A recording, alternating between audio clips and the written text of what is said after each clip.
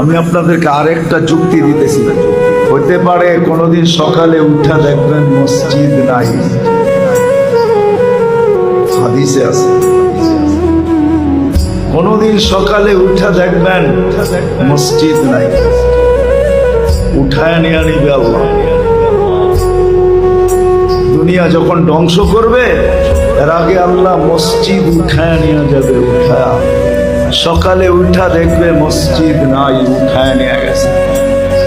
কেননা এটা যতদিন থাকবে এটা একটা আধ্যাত্মিক পরিবেশ, এটাও জমিনের ফাউন্ডেশন।